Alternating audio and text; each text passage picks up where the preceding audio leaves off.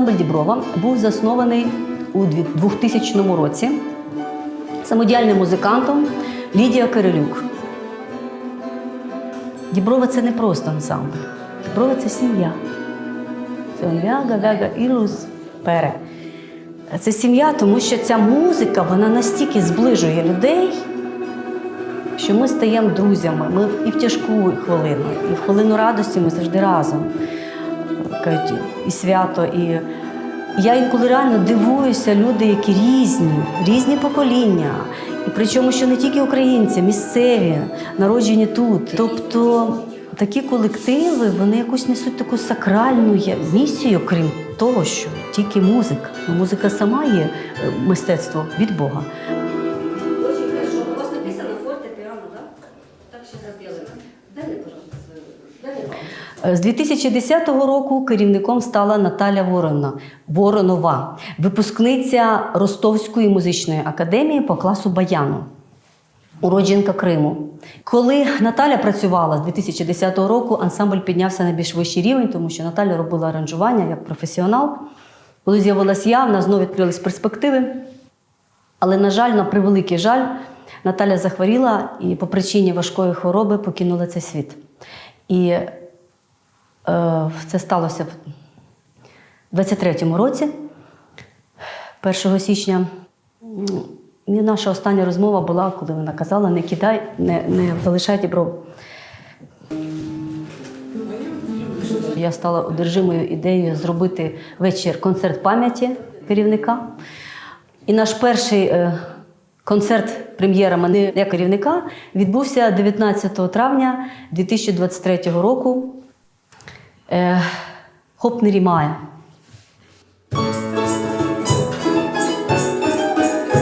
Мене звати Олена Домініка. Я родом з міста Луцьк, Україна. Перебуваю в Естонії з 2018 року. Закінчила Луцьке музичне училище і вища освіта Одеська музична академія по класу домри. Коли я сюди приїхала, перша думка була знайти спів в церковному хорі.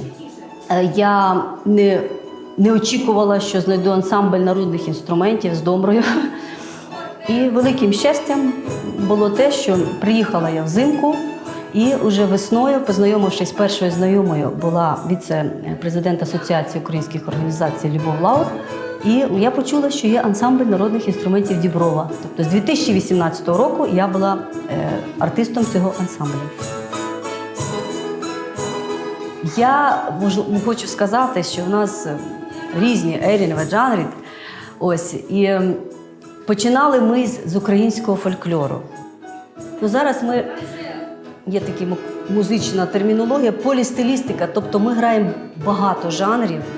Класика, фольк, музика сучасних композиторів.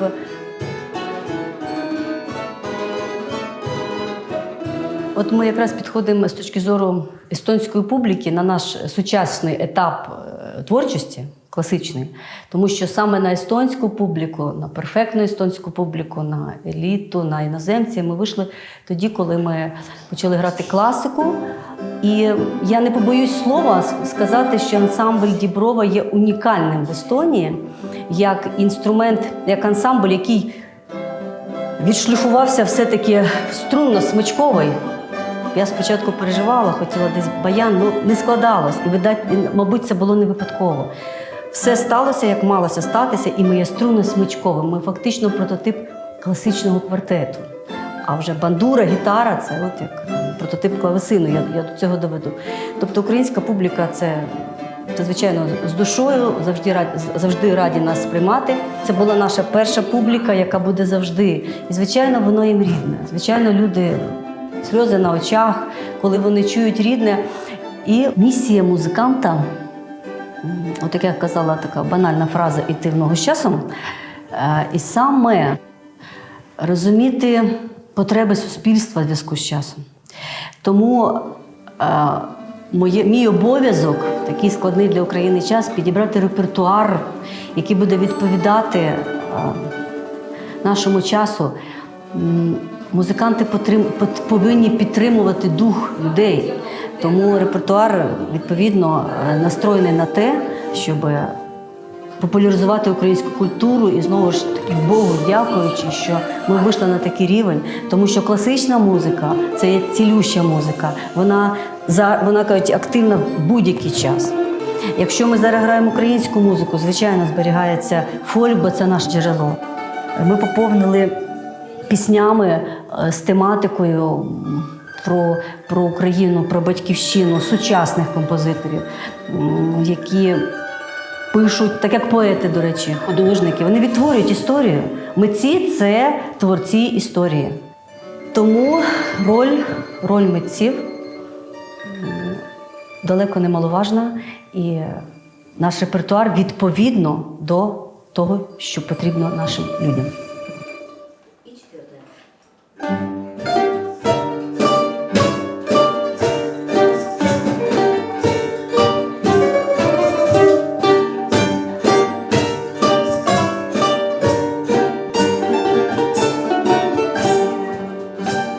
Мені дуже приємно говорити про артистів свого ансамблю, адже завдяки їм я можу реалізувати свою творчість як керівник, як музикант.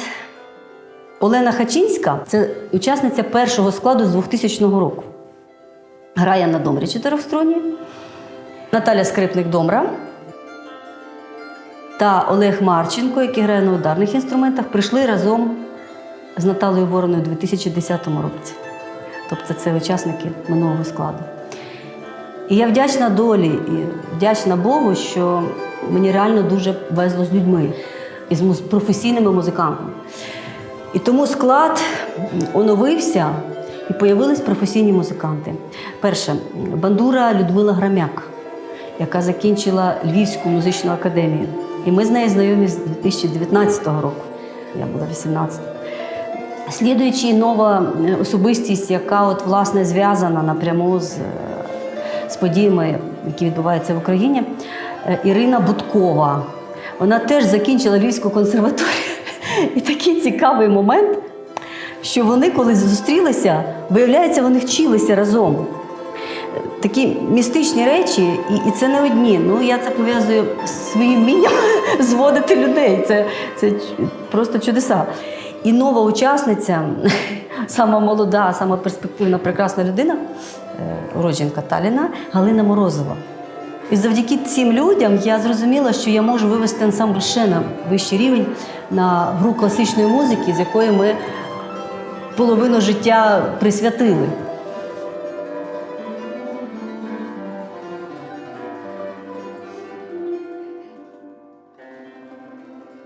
Я про це давно думала теж і мріяла навіть досліджувати тему спільності естонсько-української культури, а так безпосередньо. Спільного щодо з точки зору інструментів, саме струнно-щіпкові інструменти є таким спільною домінантою. Наприклад, національний інструмент в Естонії – канель. У нас наша візитка, наша краса, бандура, українська бандура – теж струнно-щіпковий інструмент. І можна сказати, що це аналог. Звичайно, інше темброве забарвлення, але прийоми звуковидобування такі ж самі. Для мене теж було, коли я приїхала, і я була подивована, що я думала, що домра, в Європі це називається мандоліна, що це так, не прийнято, а є навіть ансамблі мандоліністів в Естонії. В естонців я якось чула на Балтіям великий ансамбль мандоліністів, тобто для них це теж близький інструмент. Якщо копнути наше бажання до свободи, по-моєму, це найбільша особливість.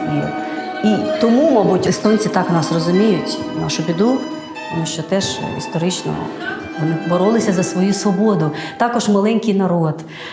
І оце таке тепле відношення Естонії до країни пов'язане, мабуть, ще з давніх віків із оцею ідеєю свободи, щоб зберегти свою ідентичність. Давайте 8Б. Не спеши, да?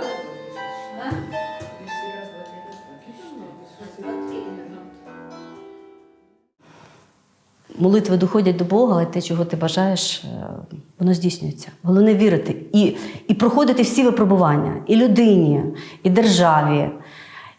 І особливо випробування бути разом. Бути разом. Тому що разом ми сила. В нас є те, як казала Леся Українка, моя землячка. села Колодяжного на Волині. Я в серці маю те, що не вмирає. Я жива, я буду вічно жити. Це про Україну, про прекрасну музику. Кик.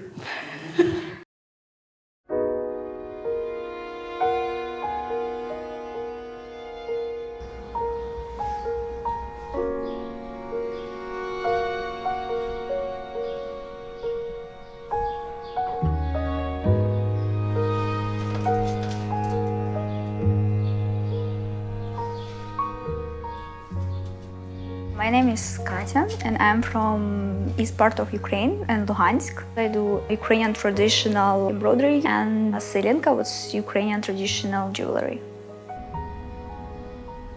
When I arrived to Estonia, I was like some upset, of course, and loneliness, and then I met girls with Ukrainian Maya. It's a Ukrainian community in Tartu. We organize cultural events for Ukrainians to support them, to involve them like in Ukrainian culture, and give them opportunity to speak in Ukrainian language, or to eat Ukrainian food and to meet like other Ukrainians, and also for foreigners to introduce them Ukrainians and Ukrainian culture. They inspire me to do some creative stuff as on their events, and also for myself. Because I used to be like creative from my childhood, but now it brings me more like Ukrainian identity, as like Ukrainian traditional embroidery and jewelry, and also of course like Ukraina Maya. It's like inspires me because like I have to look for something like interesting, because I want to introduce it for like other Ukrainians here. And it's not only to do some craft, it's to have conversation, to find friends, to feel so close to Ukraine. It's like small, as we call it, like a small bubble of Ukraine here. And it's really help us to adapt in Estonia, and in the same time not to feel depressed.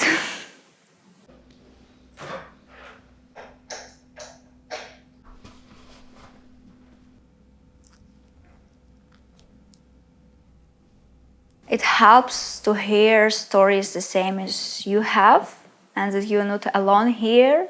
And sometimes we need it, because we try to cover it, we try to be strong, we try to continue to live.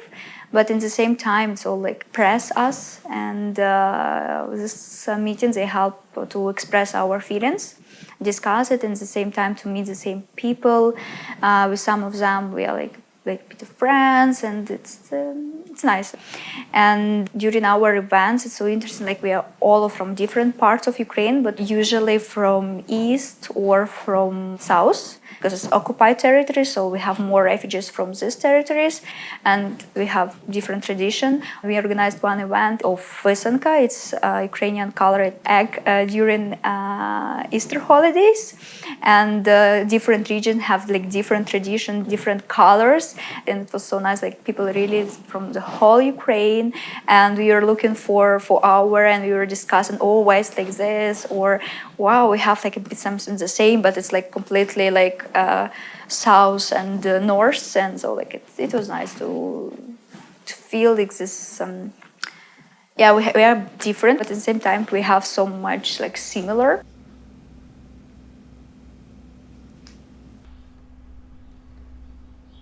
Russian invasion in 2022 woke up Ukrainian identity, and we started to look into our like history and our culture, and it's like bring back this like Ukrainian fashion, and it's really like developing now like so fast, and really like 3.5 years ago, no one was talking about like Selenka. It was like what they have is Ukrainian traditional jewelry, and that now like I think it's like so popular. Like I think like each Ukrainian girl she has it. And also we have like a lot of Estonians on our events, and it's so nice to see them in Ukrainian traditional vyshyvankas, and how they try to connect with Ukrainian culture, especially with craft. We have the same history, and it's what helped us to be connected.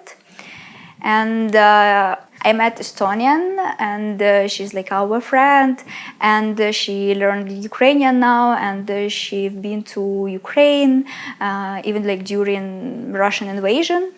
And she was talking about her history, like family history, and I'm so surprised because my history is like a bit the same. How like our family tried to escape the USSR army, and like I'm so surprised because like we are so far, and I thought like Estonians and Ukrainians maybe we are not so like connected, but in the end we have like the same history, and it helped us to reunite and maybe to build something like new Ukrainian Estonian culture.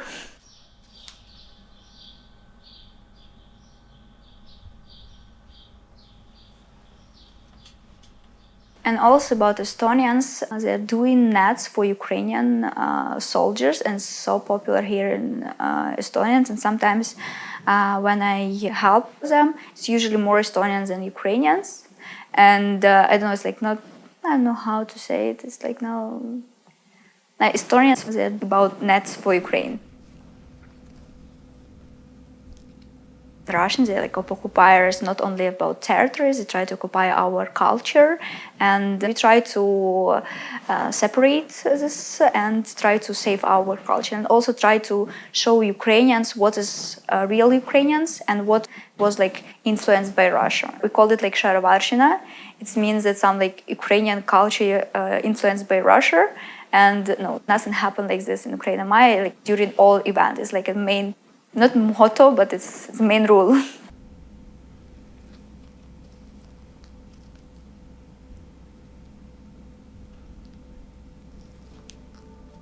In my perspective, because I'm from east part Ukraine, which is the most like influenced by Russia, we used to have like Ukrainian tradition, but sometimes you don't know where is the end of Ukrainian and starts beginning of Russian. And during my life, I have to discover by myself what is the real Ukrainian traditions. And it's so nice to see and to help other people to really recognize like what is real Ukrainian and what like it's fake or it's influenced by Russia. So of course I will continue to do this art, and I would like to try something like new. Even now I am ordering something from Ukraine to try a new way of jewelry, and of course I would like to continue this as much as I can.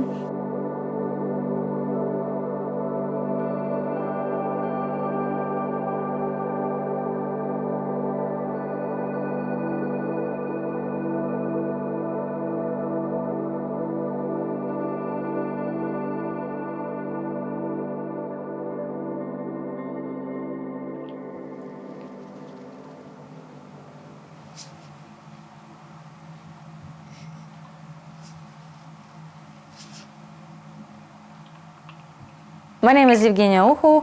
I'm from Ukraine. I'm Ukrainian living in Estonia, in Tallinn.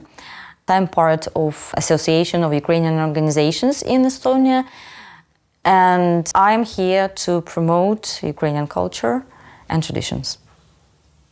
In 2016, I came here to see my friend, so I spent here 2 weeks, and during these 2 weeks I met my husband.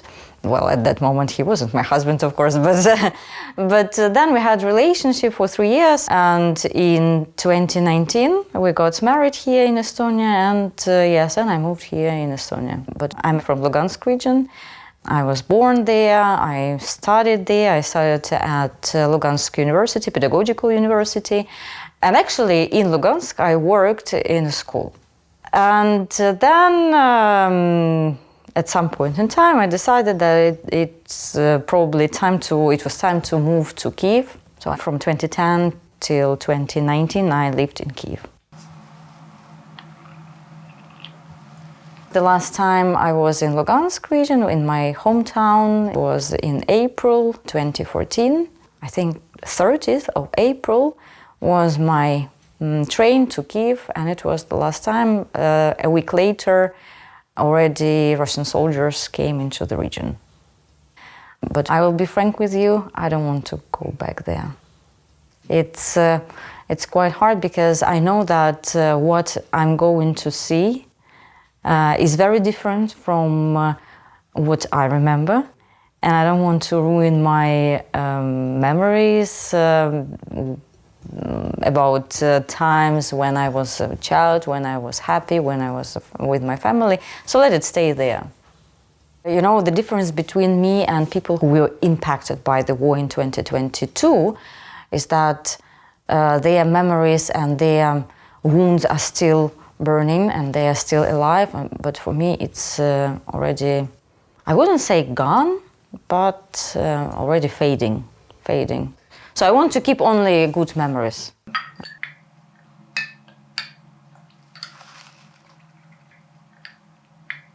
When I moved to Kiev, there was this workshop of Ukrainian pisanka, and I liked it very much. I understood the procedure, I understood how to do it, but unfortunately for some period of time I haven't practiced that, and I came back to this practice, I think here already in Estonia, because I missed Ukraine very much. And I was really interested in grounded research and I would say scientific research of all these folk traditions. Embroidery, clothing, necklaces and everything that was done by craftsmen. So I collected books from Ukraine. I have a very big collection of those. And I thought, okay, but I have this collection, I need to do something with that, you know? Then I thought, okay, I can come back to pisanka, and I taught my husband. I even ordered for him this special device, and we spent quite a lot of time before Easter every year doing our own pisankas. And in 2023, I got into Association of Ukrainian Organizations in Estonia. It's a special community in which we have different organizations all over Estonia. And these people are united by the same idea to preserve Ukrainian culture and pass it to younger generation. And I mentioned once that, you know, that I have quite a big collection of pisanka, and they were, oh wow, you can do it, maybe we will have this workshop. And in 2024 there was the first workshop, and this year when Anya Shulika offered me, Zhenya, would you like to conduct at least one workshop? I was shocked that there were so many volunteers, people who were interested. So they asked once, then they said, oh, we can have it another time. And so we had 3 of those. I was, okay, thank you, of course, for coming. And then, even after Easter, these people asked me, can we please have another workshop? And I asked them, why do you like it? And they said, well, first of all, we create during the workshop. And secondly, the atmosphere. Every time they come, they say, we have a very special feeling here. Feeling of community, feeling of closeness. Again, it's a kind of meditation. It's something that makes people leave everything behind, come there and enjoy what they are doing. And this is the most important thing. Good, I think. Hmm?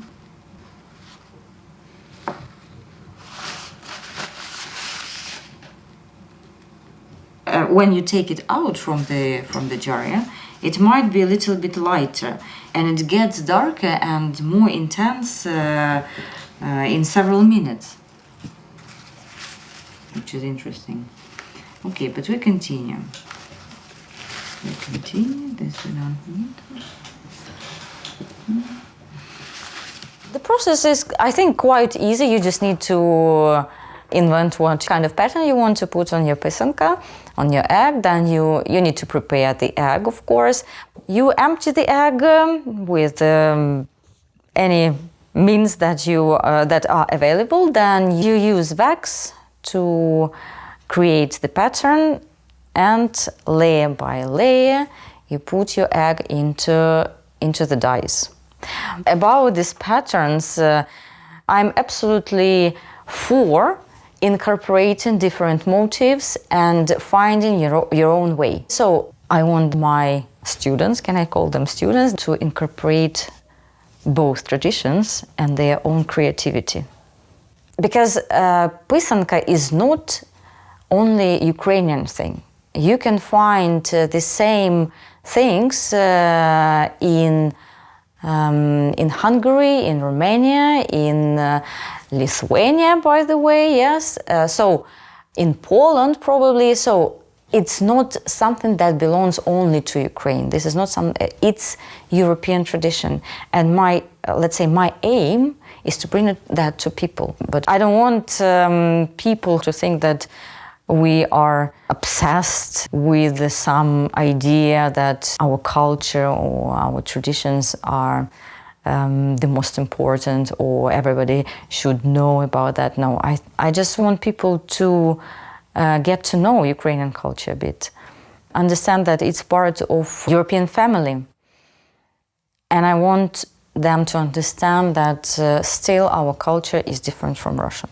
So I want people to distinguish, because sometimes they look at something produced in, I don't know, Italy, and they understand that this is Italian style, this is French style, this is English style, whatever. And I want not only foreigners but also Ukrainians to know more about Ukrainian culture.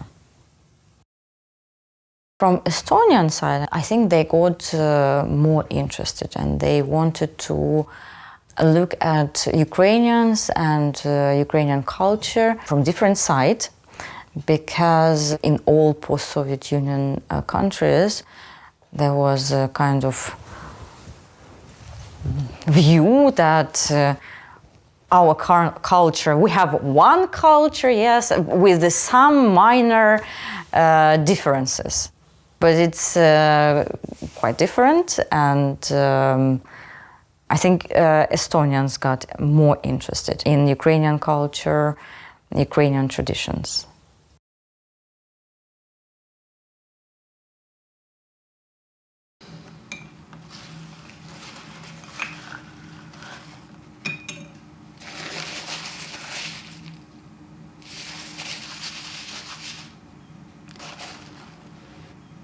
So you can see crosses. It's again traditional thing to have crosses. You can see these lines, and they actually are a symbol of good harvest. My next step that I want to do next year, I mean, I want some kind of development, yes, not only like different patterns, but also development.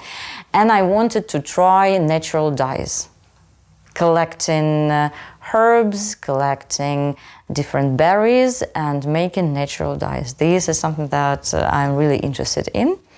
I hope that next year I can do it.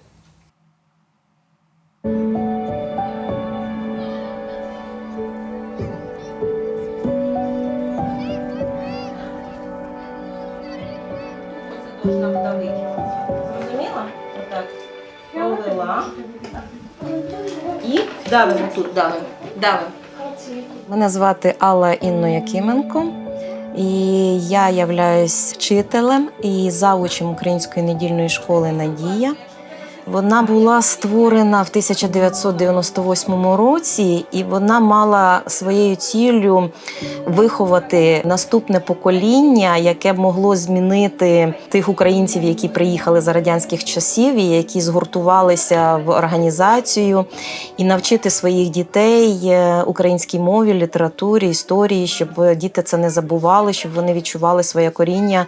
І на той період в школі навчалися діти, які майже всі народилися в Естонії, які могли в Україну навіть і не приїздити. І зараз, на даний момент, у нас майже всі діти – це ті, які приїхали з України, це ті, які біженці, буквально на 98%. Дуже мало тих, які народилися тут. Але цілі ті самі, щоб діти не забули, щоб діти продовжували. І, можливо, в залежності від ситуації, як буде складатися життя, хтось і повернеться в Україну і могли надалі вчитися вже в школі в Україні, щоб дійсно не забули мову.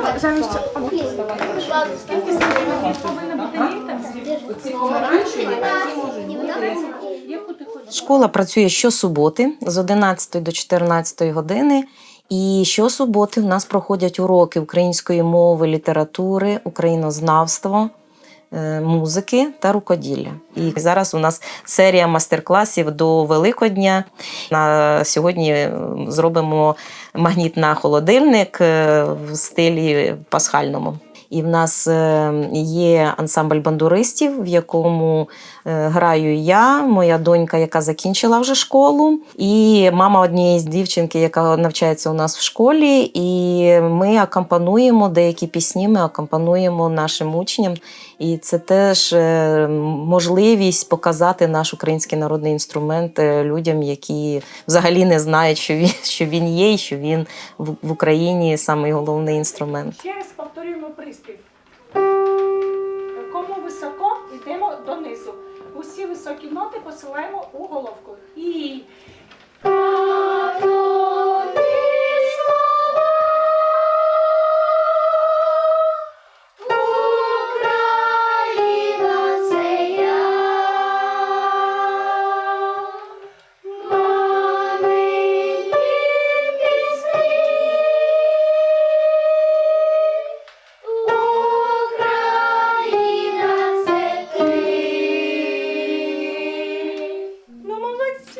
Через пісню, звичайно, вчиться мова, так легше. А по-друге, ми активно беремо участь у заходах, які робимо і самі, і в концертах змішаних, і з естонцями, і з іншими колективами українськими. І дітям це цікаво, вони показують себе, вони несуть нашу культуру і знайомлять в Естонії різні народи з українською піснею. І взагалі за ті роки, що я тут працюю, кожен рік він якийсь особливий, і щось ми придумуємо нове. Але коли почалася війна, з нами почали дружити дві жінки, які є прихожанами в Яні Кірік і займаються музичною роботою там. І вони запропонували нам робити спільні різдвяні концерти. І коли побачили, як ми співаємо, як у нас виходить, і ми на цих концертах співаємо як українську програму, так і з ними вивчаємо разом естонську програму і співаємо різдвяні пісні вже естонські. І вони нам запропонували взяти участь в великому фестивалі духовної музики, який проходить раз на 5 років в Вільянді. І це був такий величезний захід, до якого ми готувалися цілий рік. Ми вивчали ці духовні гімни. І потім, коли ми туди з'їздили, і коли хор на 2000 чоловік заспівав, і ти себе потім бачиш по телевізору, то це був вау. Кожен хор має свою якусь одежу, він був в цій одежі, а ми в українських костюмах з віночками. І тому камери, вони так вихвачували з оцеї 2000, і ми ще попереду стояли з дітьми, вихвачували саме наших дітей, щоб показати крупним планом наших дітей в віночках. І це такі гарні кадри. І здається, що це та вершина, якої ми достигли, і я не знаю, чи ще щось буде вище і більше, чим цей фестиваль. За. І ще що є? В. І. Угу. Молодці. Давай. Так, читаємо наступний рядочок. Всі разом. І за ворожку жиці золотому. Який тут? За і в золотому. Так, чи вірно зробила? Так. Молодці. Можна ще по кругу? Зараз ми по колу пройдемо, звичайно. Наступне. І за мой обепе... І за мої опечне зеніти. Де тут є прийменник? За. Чи є і прийменник? Звичайно, що школа – це команда, і на даний момент дуже класна команда. Музику у нас викладає тільки з цього року. Каріна з вересня прийшла, Каріна Мірханян-Червінко, яка наполовину армянка, наполовину українка. Приїхала сюди із Донецька, знає чудово українську мову. І вона оперна співачка, закінчила консерваторію і викладає дуже гарно. І Тетяна Клименко, учителька української мови, літератури і українознавства, теж з Донецька. Але вона переїхала ще в 2014 році, як біженка сюди. І спочатку привела своїх 3 синів в школу, але ми знали, що вона закінчила університет і вона вчитель перших-четвертих класів. І коли в один момент ми залишилися без вчителя, їй запропонували, і от вона викладає вже 7 років, здається. І я вийшла заміж і переїхала жити в Естонію в 1997 році. В 98 році прийшла в школу, привела своїх дітей як учнів, почала трошки допомагати, а коли взнали, що я вмію дуже багато чого робити руками і можу бути вчителем рукоділля, тоді запросили мене в школу вчителем. І через деякий час я стала вже завучем. Координую роботу школи з дітьми, з батьками, з вчителями, програму. І директором школи є Володимир Паламар, який є головою Асоціації українських організацій в Естонії. І ще у нас вчитель, який як волонтер, Дмитро Добровольський, приходить це по мистецтву, який приходить раз на 2-3 місяці і малює з дітьми картини.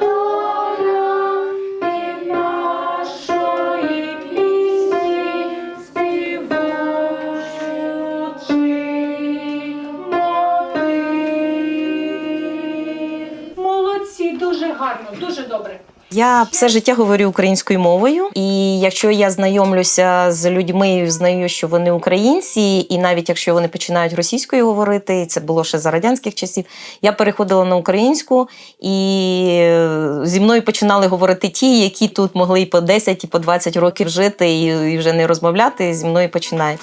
І в сім'ї я говорю, мої діти знають українську мову, і це їм допомагає в житті, і коли почалася війна, то так як вони вчителі, вони перші, які взяли ці українські класи, які були ними, як наставниками.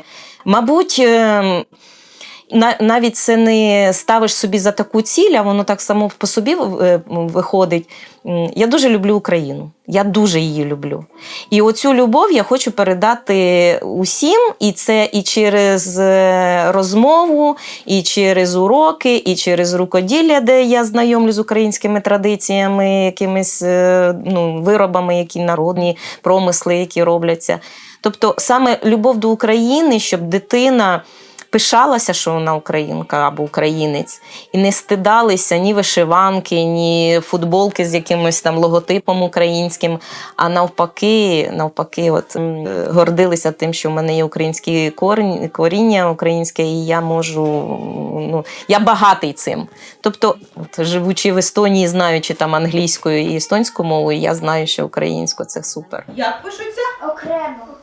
Окремо. Прості прийменники пишуться окремо. Які це прості прийменники? Наприклад, за, біля, під, на, у. Оце прості прийменники. А складні як пишуться? Там, де вам було дуже складно. Через дефіс. Під час. Серед. Із-за. Так, оце є прийменники. Запам'ятайте, і на наступне заняття ми з вами закріпимо цю тему. Добренько? Так. Ви були дуже молодці. Підпишіть, будь ласка, свої роботи.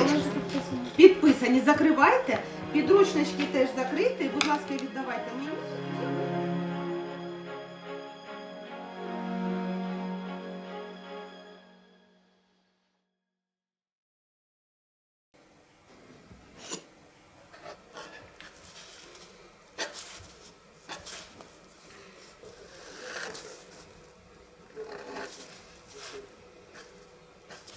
Hi, I'm Olha. I love when my friends call me Oля.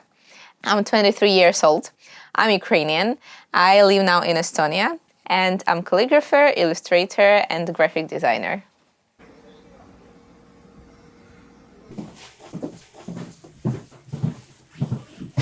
I came here like volunteer with one Erasmus program, that's Europe Corps of Solidarity. This way and this trip started 2 years ago when I ended my bachelor degree, and my professor asked me if I want to go to Estonia for a year for volunteering in Ukrainian Culture Center in Estonia. And I told like, of course, yes, why not? And after that, when I came here, I met all these amazing people, like my director, his sons, and other guys from Ukraine, and other guys from US or all over Europe. And I thought that this place for me like second home, because I love these people, I love this place, and you can find, I think, everything and make everything what you want in the best way which you can imagine. If you just go here, you understand that it can be a little bit dirty, not new or not the correct way, but you understand that that's about free. For a long time, I'm afraid that I don't have my signature, that people cannot understand that that's mine works. But now a lot of people, they told like, I think that's yours, like you made that stuff. And I think, oh wow, okay, so maybe I found my way when I came to Estonia. That really make me more freely, like more open to the world. I think that this year I try to more open spoke about Ukraine in my works. Like I really try to show idea of strong, independent, powerful country, and also about our people. For 2 years I'm in Europe, not at my home, and I want to make something. And I think that's my power in this way, help for our people. We need to save our country in different ways.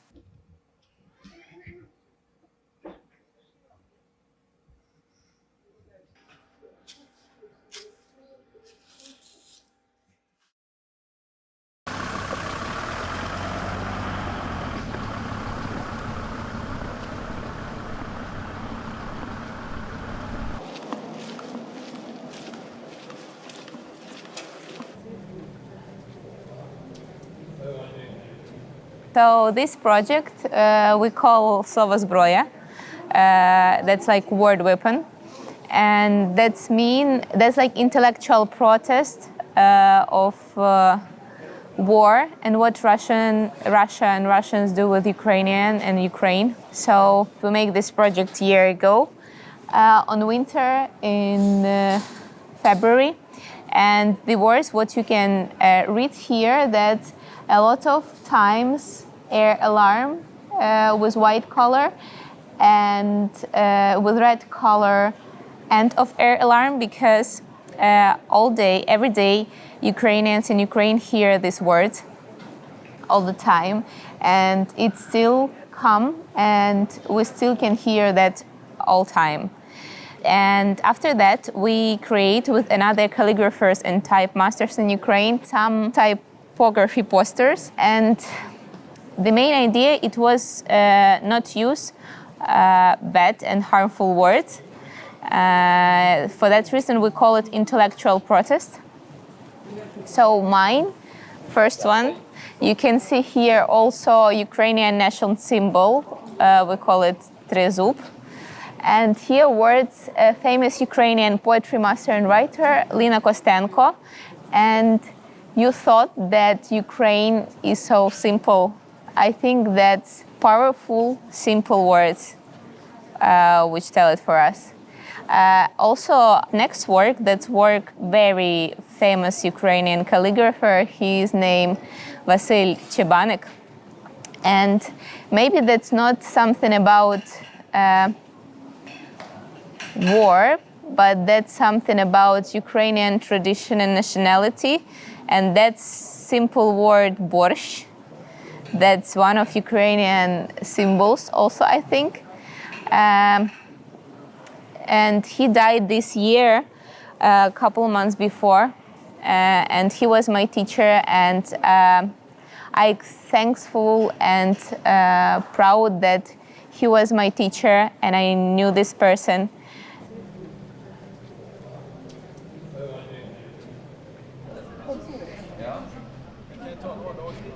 We can talk about Ukraine in other ways, not just in political and military. We can tell that Ukraine also have big culture and also type culture and calligraphy culture. And important of that Cyrillic writing, it's not the same like in Russia and in Ukraine, but the big problem that a lot of people like who had Latin alphabet, they think that it looks the same. That sounds not the same, and the same with writing. And we want to show that Ukraine is not the same like other post-Soviet countries, like all of us different.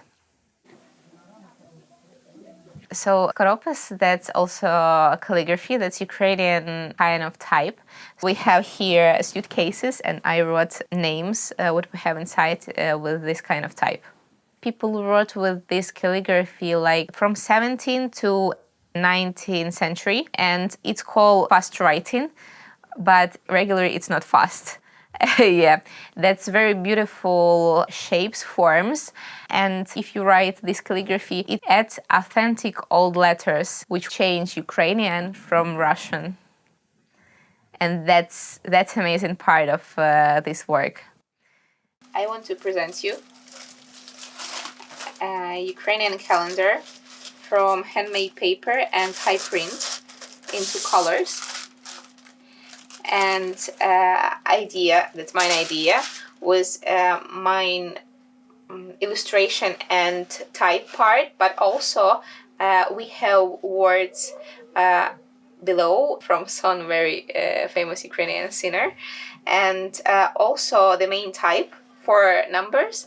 This one made a famous Ukrainian type master who now also in military. That's very cool show for another world, another cool person, cool masters in your country, and that's make our community more like talkable all over the world, because like Ukraine made really cool stuff. Here you can see Ukrainian symbol, we call it a herb, and phrase, life lives that one who live this life not for himself, but fighting for others. And also I made second design. This one I make for Ukrainian soldiers, for Day of Ukrainian Soldier, and here you can see like our army cross, and also words, you my first breath and my last one, my Ukraine.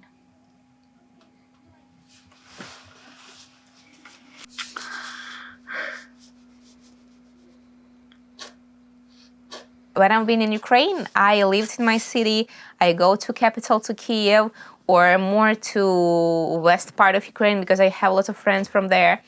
But when I stayed here and worked here in Ukrainian Culture Center, I saw people all over Ukraine, like different people from different regions with different mindsets, with different lifestyle. And regularly live in your own bubble with your own rules, with your own ideas. And now it's like, boom, it's changed. And you understand more your country. And all these people, like young people, like children, adults, they're amazing. We can write with them calligraphy or speak in Ukrainian or work with art. And that's helpful for them mentally, of course, because it's easier to understand that you can have support from someone from your country, from your home. And I think sometimes calligraphy can work like meditation and open your mind, and you can search ideas which you have or problems which you have, and it can change you.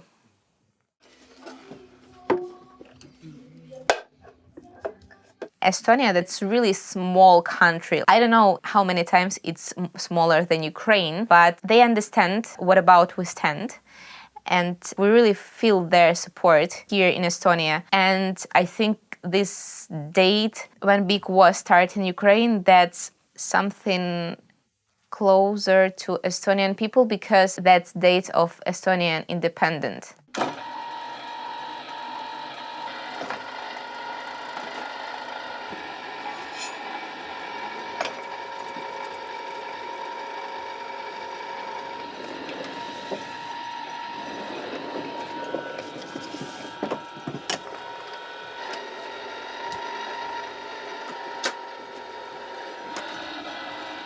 I think all Ukrainians here and in Ukraine for all their lives, thanks for Estonian people for helping and for this support. They understand of importance to be independent, to have your own country, your own language, your own voice. One of my friends with another Estonian guys made a convoy with 38 cars from Estonia to Ukraine like a month ago. And that showed for us, they still helped for us like more than 3 years.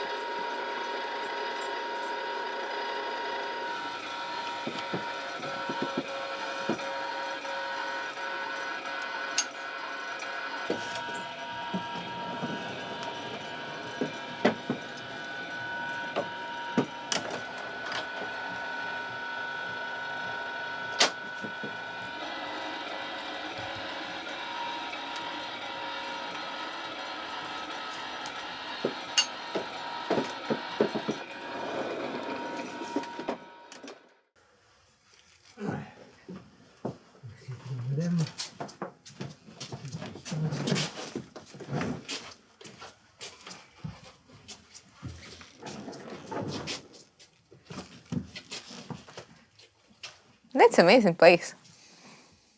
Who was that? That's my director. He's Ukrainian. He lived for Estonia for more than 50 years, and he created this place. He's amazing. And also he's a monk. So if someone see this part, you need to come to Estonia, to Tallinn, and see this place.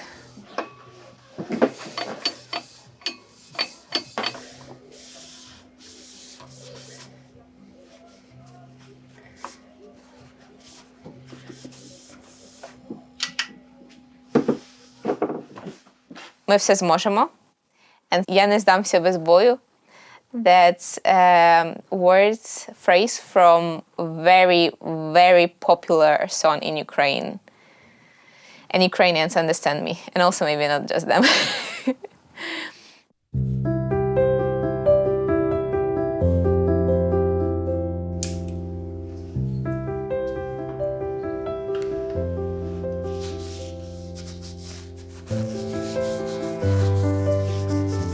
My name is Hanna.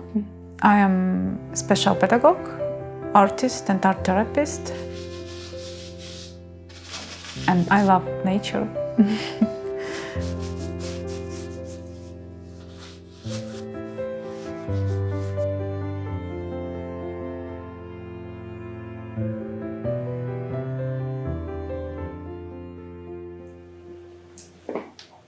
So, let's make this color.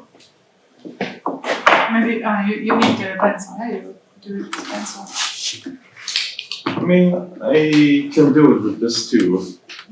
You just have to find the right one, like this one here. I really right now in a so great process for myself that I discover myself like art therapist, and I study right now. I started practice already because we like should practice on this course, and I had feeling that like I found exactly what I need and what my skills and my abilities could do. I work with children with special needs, and I felt that through art, you never know how exactly it will help person. But how we paint, and what we paint, and in which condition we paint, and what we feeling during this paint, this is make differences. And I notice it right now that it even could be really deep. You do it really well, Andra. Hmm? You do it really well. Thanks.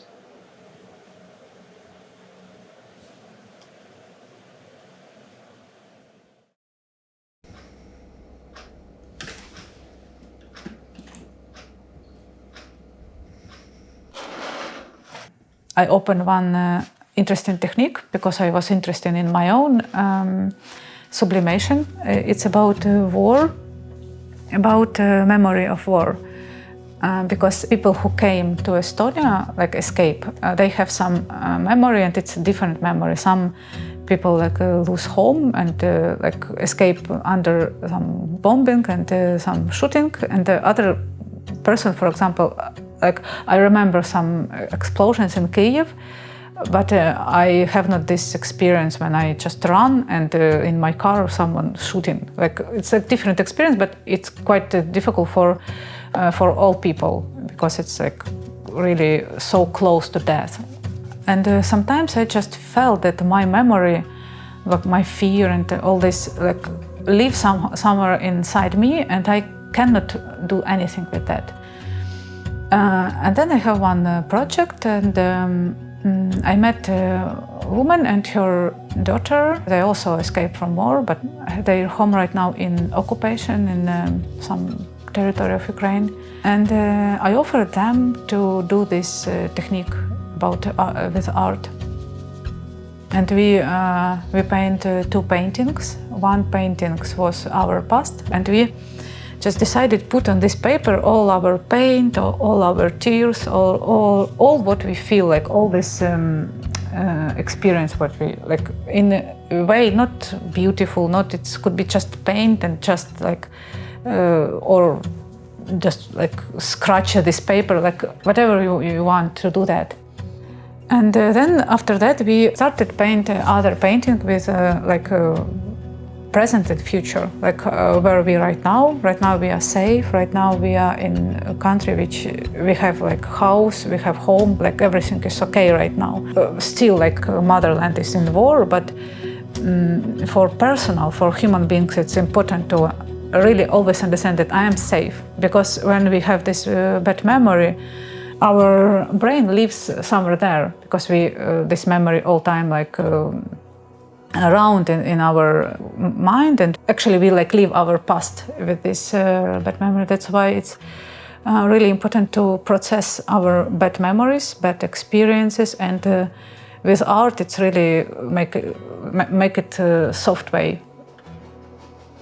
So we paint this present and future, and then we decided what we will do with our past. It's our experience, it's our life, and our past make us as we are right now. But we can choose. We can choose what we will do with our past. And this painting part started this process for brain to understand, like, okay, this is my past, and like it's happened. I cannot change it, but I can change attitude to this.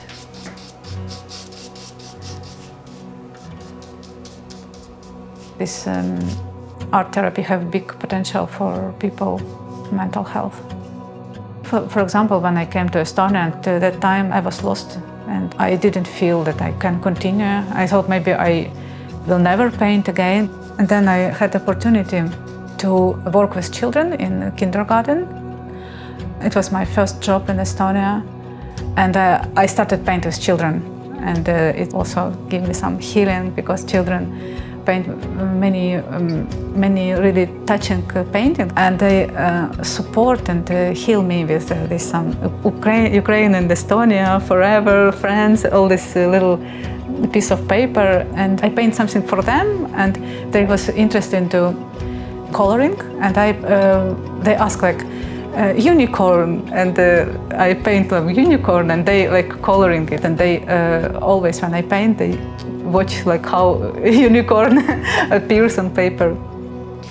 And almost every day when I say like goodbye, and they like jump to me and hug, it gives some like feeling that even if Estonian adult they quite like have some distance, but children shows what Estonians have inside with their behavior.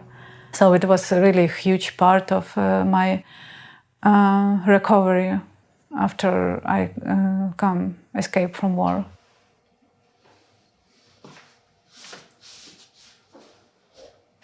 I always wanted to write a book. It was my dream. And then when I came here, I already met my future husband, Matthias, and we talked with him about different things. And he also interested in Ukraine and how Ukrainians adapt to new life in Estonia. And we talk a lot about these things. And then I met his mother, and she also asked a lot of questions about how it's happened, how you manage to have this children experience and to see children who come here, escape from war, and how it's for them. And it comes in our conversation that it should be like a book, because I had so many emotions. And it was also nice, we ask each other, Matthias, about them, in Estonia, how it's in Ukraine. And in this book we have quite a lot about food, because people like to talk about food, and they have some national food also, like Ukrainian national food and Estonian national food. And also we celebrate different holidays, like for example Christmas, how it's in Ukraine and how it's in Estonia, and how it was in Soviet time, how grandmother in Estonia when it was Russian occupation, how they celebrate Christmas. They was really scared that some people will see, and they try to escape from mice. Through book I met many new people, and people I didn't expect to know. And I think Estonians really like this book. They always say it's so warm, and some people cry in the end. And I also, when I read this book, already after it published, I also cried, because I thought it's so cool that I wrote this. It's so cool that I did it, because it's something really important for children. It gives some hope. And I see how I change. I feel myself that I become better, because this war, it's my own inner lesson. It's how I can be not so selfish. When we in trauma, we cannot think about you. I can think about just, I want to help myself. But when I came here, it gives me a really big jump in my inner development. One part of your life is building, and the other part is destroyed. But it's not point to leave destroy part of your life, because it's make you just go to depressive state. But if you start to think about, okay, yeah, this is all exist. I not close my eyes on this. I help as much as I can, but I choose life, hope, and peace, and be in calmness.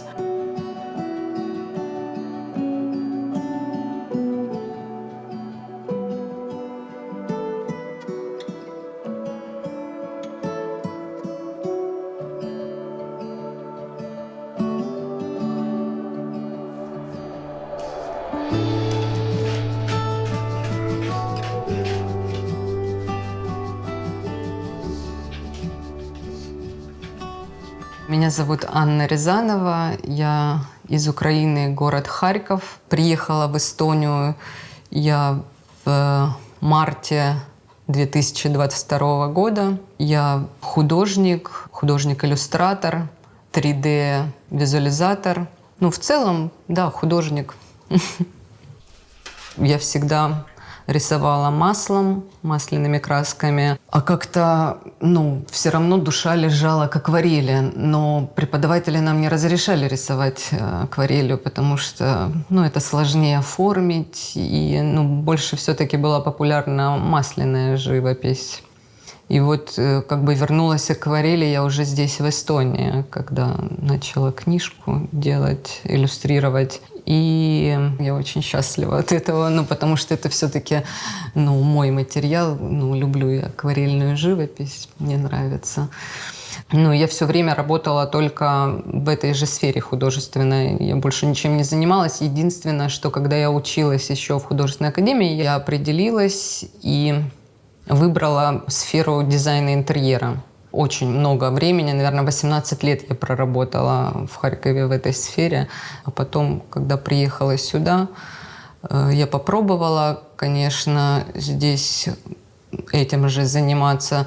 У меня не совсем получилось. Но больше я сейчас занимаюсь станковой живописью. Ну, то есть только картины и иллюстрации. Ну, я бы никогда не подумала, что я буду жить в Эстонии. У меня до войны еще были мысли переехать куда-то в другую страну. Но я точно не рассматривала Эстонию. Вот почему-то никогда не рассматривала. И я не жалею, что я сюда попала, но очень важно иметь рядом правильных людей, которые тебя поддерживают. Даже были моменты, когда ты в себя не веришь, а тебе человек рядом говорит, что все получится. И эти люди очень важны. Mina mäletan väga seda päeva, kui me kohtusime Estri juures. Марги – второй человек, которого я встретила в Эстонии. И мы познакомились, когда наша общая подруга решила, что моей собаке из Украины очень одиноко. Поэтому она решила познакомить меня с Марги и с Mustika's. Ta kutsus mind sellepärast, et koerad saaksid mängida, aga koerad ei hakanud mängima. Just. Nad ei tahtnud üldse sõbrad olla. Но зато мы стали друзьями. Ja minu jaoks oli hästi tore, et ma sain kohe teada, et sa oled kunstikoolist. Siis meil oli kohe nagu midagi ühist. Ja mina olen ka kunstikoolist, et vaata, kui tore, me oleme nagu kooliõed. И она сказала: слушай, у меня как раз есть готовая книга. Не хочешь ты попробовать, чтобы проиллюстрировать? Но у меня такого опыта не было раньше. Ja ma mäletan seda ka, kuidas sa ütlesid, ma ei julge, et ma ei tea, ma ei oska. Ja ma mäletan, et ma mõtlesin, et ma väga usun, et sul tuleb see välja. Ma nagu kohe teadsin, et sul tuleb välja. Тогда я взяла это иллюстрация в первой книге у нас есть. Я взяла Mustika's, где он стоит в коридоре. И я рисовала полночи эту картинку. И решила, что утром я скажу Марге: нет, слушай, я не хочу, у меня ничего не получается. И ты знаешь, хорошо, что я ее не выкинула, потому что, у меня была мысль ее, убрать, потому что мне казалось, что она не получилась вообще. Aga ja ma väga mäletan ka seda, kui sa selle esimese pildi tõid. Sest mulle väga meeldis, et see oli nagu päris. Päris? Ja. Потому что это твой, коридор, да, как настоящий. Ja. Ainuke asi, mida ei ole, et Mustika's ei seisa niimoodi ukse vahel. Ta läheb alati tema läheb kohe uksest välja. Aga jah, et mulle väga meeldis, et see on naturaalne. Täpselt nii, nagu elu on. Ну вот, видишь, а я переживала, что, это не получится, не будет работать, потому что мне казалось, что это несовременно. Эта книга стала, теперь уже серия книг стала очень индивидуальной за счет этих акварелей. Она такая, как сказала Маргия, мама, что это как художественный альбом. И, да, книжка это, конечно, когда я Марги знакомлю с кем-то, я всегда говорю, что это в первую очередь моя подруга, и мы вместе рисуем, пишем книжку. То есть все равно дружба у нас на первом месте. See on nagu segu sellest, millest me nagu räägime ja sellest tööst, mida me teeme. Et isegi kui me teeme nagu koos midagi, kui me teeme tööd, see on ikka nagu tore ja naljakas ja mingid selliseid toredaid asju juhtub nii, et kui me pärast räägime, et me saame tagantjärgi naerda. Марги первые полгода меня каждую неделю куда-то приглашала там на выставку, и я понимала, что я вообще не хочу. Ну, у меня нет эмоциональных сил. Ну, вот не хочу, и все. И, ну, вот благодаря этой настойчивости Марге тоже, она все равно, ну, ладно, я попробую, не хочешь рисовать с натуры, ну, пойдем в театр. Ну, не хочешь в театр, ну, пойдем в кино. Ну, не хочешь в кино, ну, пойдем просто погуляем. Пойдем в Макдональдс. Это тоже у нас, мы иногда бывает у нас. Редко, но это как такой как маленький праздник мы себе позволяем. И от нее уже, наверное, пошли другие знакомства. Ну, то есть ее друзья, ее коллеги, ну, это очень важно, и они меня приняли. То есть не было такого, что Марги там меня знакомила с кем-то, ну, и все, и на этом все заканчивалось. Нет, мы вот сколько, 4-й год мы продолжаем общаться со всеми, ну, поддерживать отношения. Ну, очень теплый прием, и, ну, это помогает, ну, потому что, я не знаю, вот, как бы я адаптировалась в Эстонии, если бы не было этих людей, которые поддерживают. Ну, то есть как-то так получается, что все такие окружают интересные люди, все в какой-то степени tворческие. Да. Sest mul on ju väga palju tuttavaid, kes on kunstnikud, kirjanikud, fotograafid või kes töötavad muuseumis. Et nad kõik kuidagi tegelevad kultuuriga ja siis nendest on nagu lihtne aru saada või nad ikkagi mõtlevad nagu sarnaselt, nagu meie mõtleme. Ja ma arvan, et meie oleme ka sinuga sellepärast sõbrad, et me natuke nagu mõtleme samamoodi. Ja sa oled öelnud, et kui sa maalid, et siis sa siin Eestis maalid palju värvilisemalt, kui sa kodus oleksid värvinud.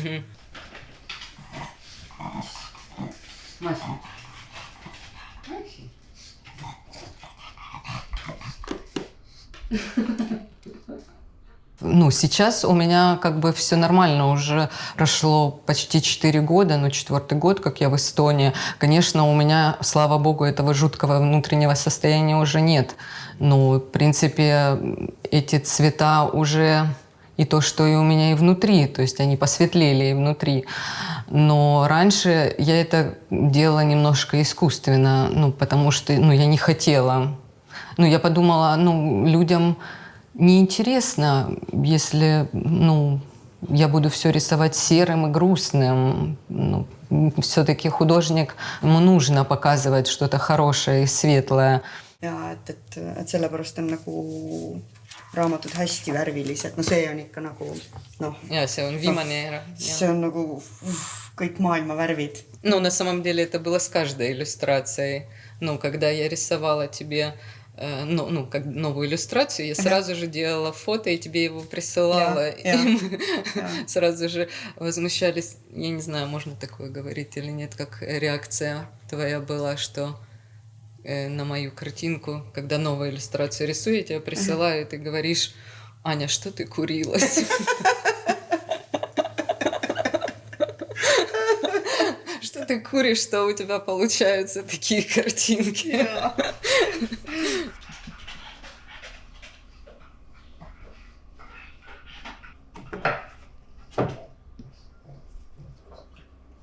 Мы создали такой женский клуб, он называется «Арт-фотоклуб». Мы 2 Анны. Анна художник, Анна фотограф.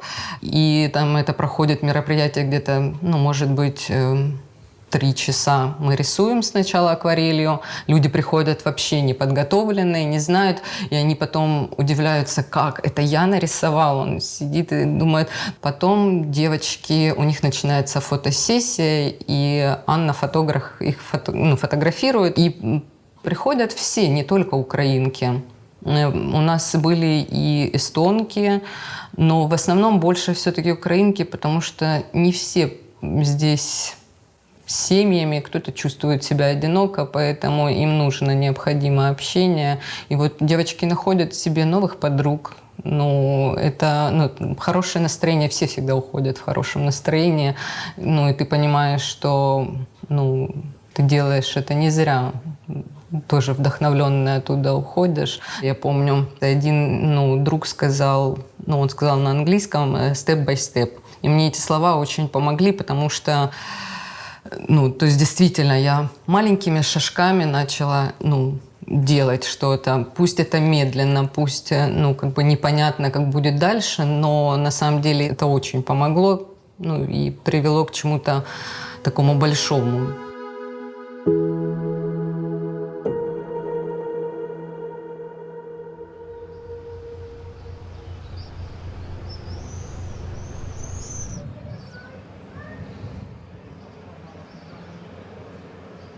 Hello, my name is Julia or Yu Quarta. This is my pseudonym.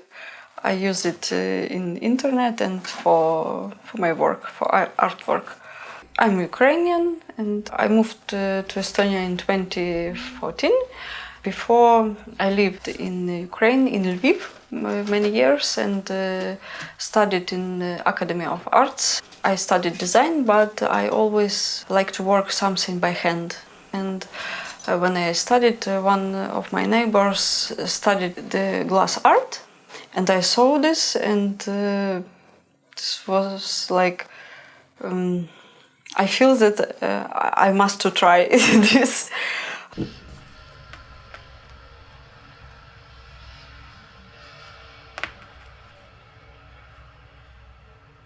After studying, I worked in the stained glass studio. Not very long, but maybe half a year, and it was enough to understand what I need. I bought some glass, this green machine, and started to try. Of course, the first thing was terrible. I tried to do something small, and in some moment I understand that I want to do stained glass jewelry. And after a year or two, it was a small business for me. And later I started to find someone to help me, and I found my husband. It's a short love story. And when we decided to move to Estonia, it was a plan that we moved with this business. And we work a lot of years with jewelry, and sometimes our things was so popular that we can time to sleep, to eat, something, really. But after the February 2022, I understand that I can't make the same things. Because this is all this jewelry, this is beautiful little things for normal people, for normal life, and I can't do this.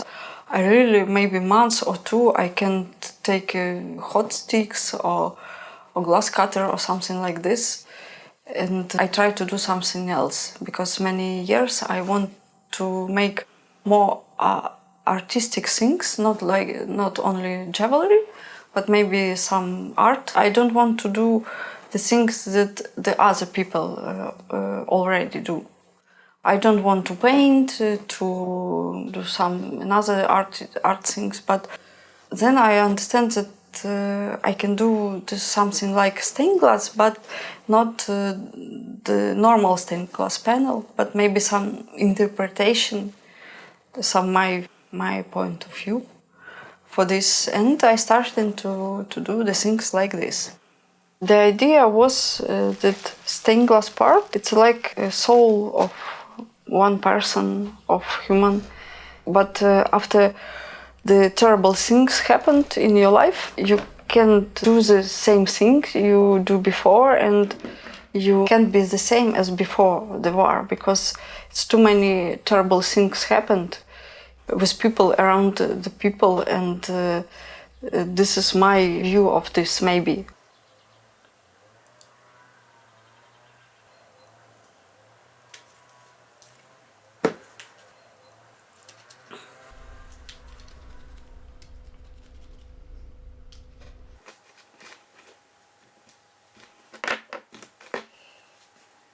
I use the ornaments of Ukrainian pisanka. the Easter eggs, because the mostly of them, this is from pagan time, Ukrainian pagan time, and they have a lot of symbolism. So I use these ornaments and burn in wood. And wood, it's like all terrible things. It's a symbol of all terrible things. I can't think about this because my parents in Ukraine, and every day they could be killed. And this is terrible, really. Yes, I'm not now in Ukraine, but I feel a lot of all these things. Every morning I open the news and see what happened, what happened. And this is terrible, and this is more than 3 years, and I don't know how to live. Maybe this is part of this way to continue, because when you the artistic person, you can't just live. You need to do something, to some art. You can't live without this.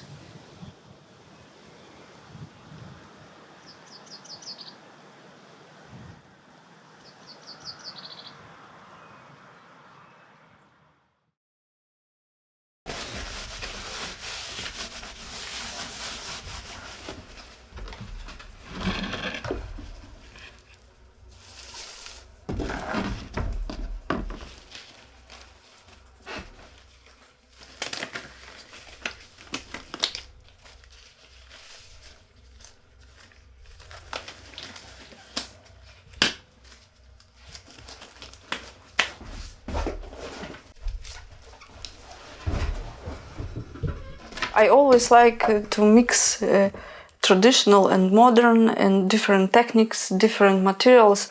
And when I want to create a pattern for my work, I look for any pisanka or embroidery. It doesn't matter, because they all based on the same things.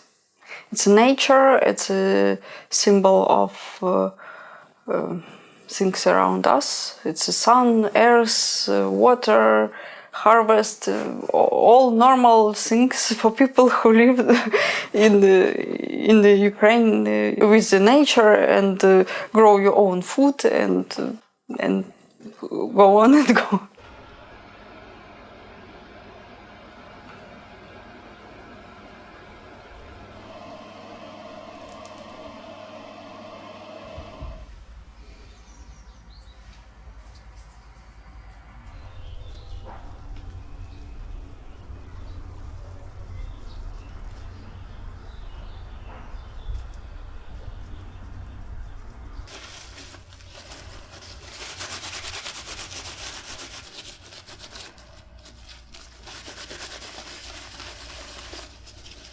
Ukraine, this is not a young country. We have a very old history, and the world don't know about this. And I want to tell about this to everyone, because we have a very rich culture in all aspects of life, and Russia wanted to destroy all of this and say, oh no, nothing Ukrainian in the world. But this is not true. We have a lot of things created in our culture.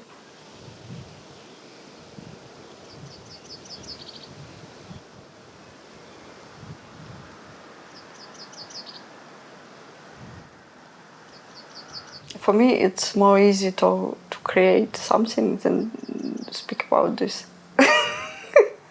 This is my way to speak to the world.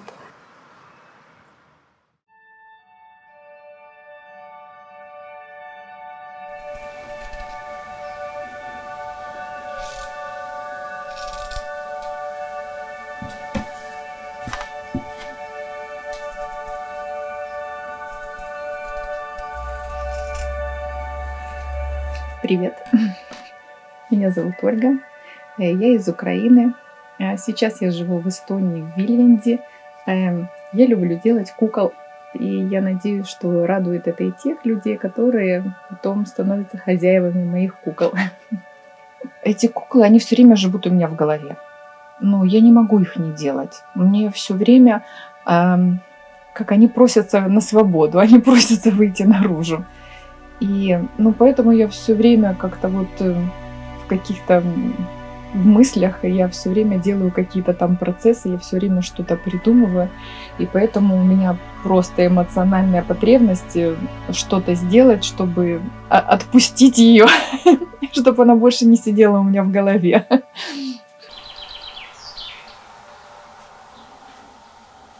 Сначала я попала на выставку кукол в Киеве. По-моему, это была или первая, или вторая выставка кукол в Киеве. Случайно я просто попала туда, и вот все, я как-то увидела, я стала на все это смотреть, думаю, ничего себе, а как все это делается? А что для этого нужно? И вот как-то я потом об этом думала. Хотя я в этот же день нашла какую-то выкройку куклы в интернете и сразу же ее практически сшила. Это было что-то такое совершенно смешное и не похожее совсем на тех кукол, которые я сейчас делаю. А потом все новое что-то еще находила. Много покупала мастер-классов, конечно, мне это было интересно, потому что все время хочется, такое я уже делала, а вот это надо, я такой знаю, как это делать, а вот как это делать, я не знаю, попробую еще это. И вот так вот постепенно набрала, можно сказать, опыт такой.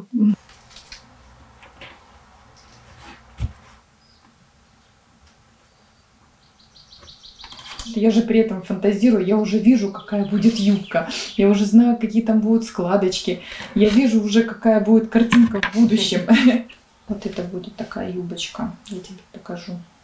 Так, что я это отрезала, вот он отрезанный кусочек, это будет вот так. Будет вот так и вот так. И там еще будет кружавчик. Эскизы выглядят примерно так. То есть я как бы вообще не рисую. Это вот такое. Но я вот четко знаю, что здесь где. И самое важное, когда у тебя пришла какая-то идея, ее нужно сразу же записать. Потому что, все. Если ты на следующий день отвернулся или ты ничего не сделал, все, через 2 дня ты уже забыл, что ты придумал. Я же сюда приехала, вот что называется, без ничего. 2 спортивных костюма, тапочки и пижама. Вот все, что у меня было с собой. И, конечно, какой-то, наверное, первый месяц, пока хоть как-то устроилась там с жильем, и работы еще не было даже. Но вот уже как-то хотелось хоть что-то вернуть из своей нормальной обычной жизни. Ностальгия – это когда ты привык к тому, что ты видел там, где ты раньше жил, что ты делал, а здесь у тебя этого нету. Ты его не видишь, мозг не может привыкнуть, потому что ему приходится все время что-то чему-то новому учиться, видеть все по-другому, ходить по другим дорогам, там другие магазины. Но желание что-то делать было, потому что такая как эмоциональная потребность, и тем более мне хотелось что-то вернуть из своей нормальной жизни, как-то приспособиться к жизни здесь. И я потихоньку стала, здесь много очень магазинов типа second-hand, потихоньку где-то ниточки, где-то кусочек ткани, где-то то, где-то то. Да, знакомые там одни дали старую швейную машинку. А потом я нашла Тину, ее магазин. Кто-то меня познакомил, привели меня в магазин и сказали, что вот здесь можно продавать игрушки. И тогда уже, наверное, я сшила, помню, куклы или кошки, что-то там у меня такое было. И потихоньку, стала приносить в магазин, они стали расходиться по своим хозяевам.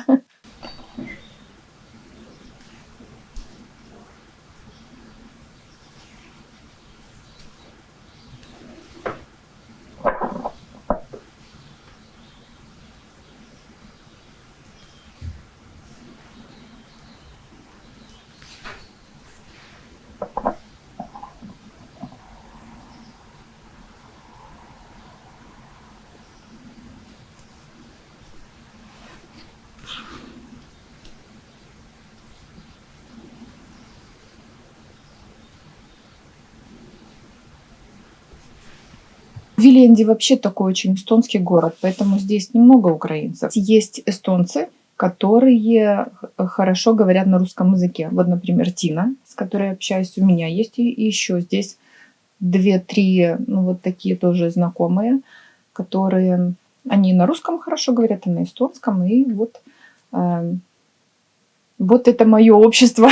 Ну, мне кажется, кукла — это тоже какая-то коммуникация с другими людьми, какой-то такой вот способ коммуницировать, адаптироваться в этом обществе, найти отклик на то, что я делаю, потому что, ну, мне приятно, что людям нравится то, что я делаю, то, что они хотят, чтобы эта кукла была у них дома. И это, конечно же, мне как человеку творческому очень приятно, как самореализация, потому что, ну, то, что я делаю, это востребовано. Это не просто там где-то у меня в шкафу заперто, и никто этого не видит.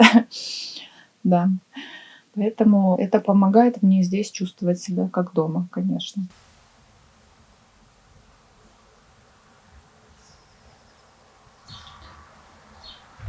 Так, смотри, какое оно сразу стало.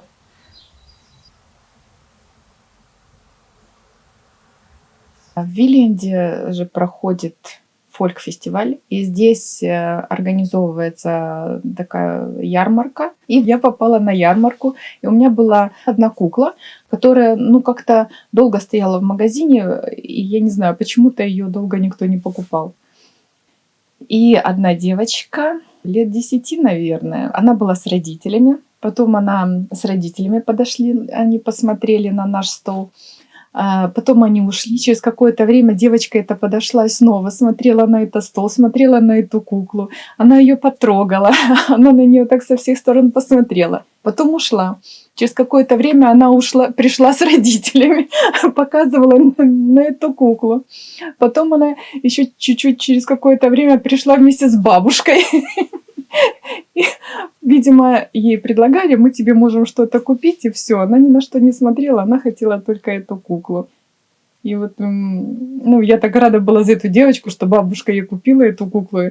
И, конечно же, мы там сделали на нее скидку, чтобы все были рады, и девочка, и бабушка. Ну, и мне тоже было очень приятно это. Как-то неожиданно вот так вот раз, и 3 года прошло. Когда вот все это началось, конечно, так люди все переволновались. Мы когда сюда приехали, нас очень поддерживали, очень помогали, все сочувствовали. И, ну, конечно, было легче от того, что понимают, сочувствуют, хотят помочь, что-то делают для того, чтобы тебе было комфортно. Да, спасибо эстонцам, они очень тепло нас приняли и очень поддержали. Угу.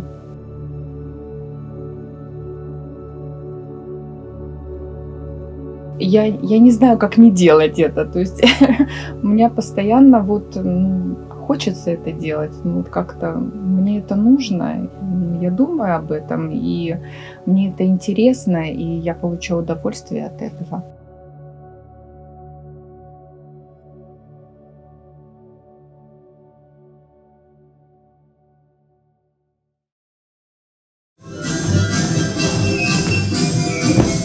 We are Voila, Ukrainian song and dance group working in Tallinn, Estonia. We have 2 big parts. This is a dance part and a singer's part.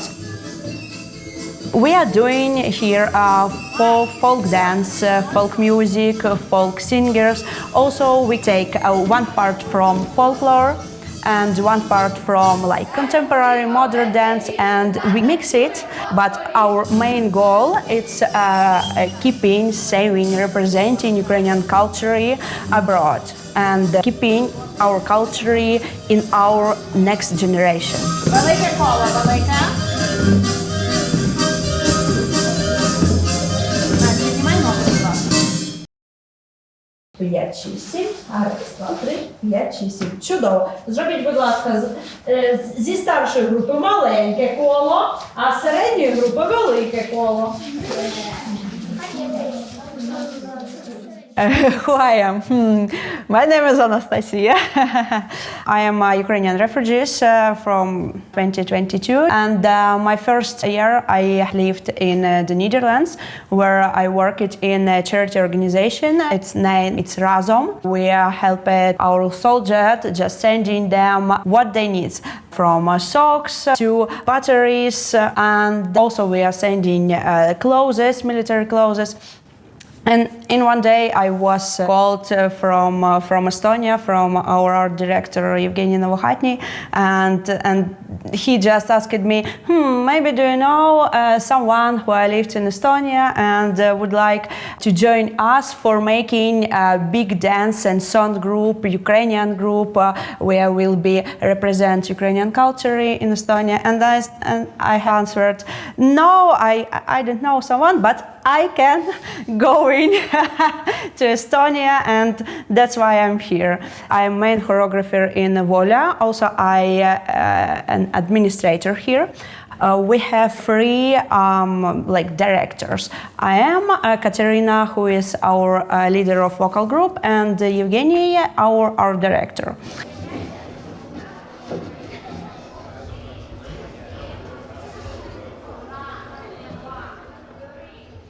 We have 2 years behind. We have 60 students for now. We have almost 100 costumes. This is a lot of.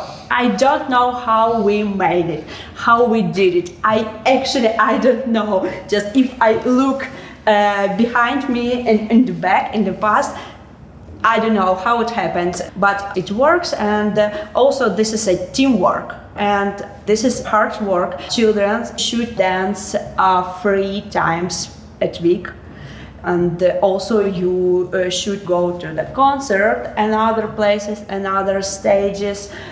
You should learn another dance from another regions of Ukraine. This is hard work. You should do working every day. And I'm so happy the children are choosing us.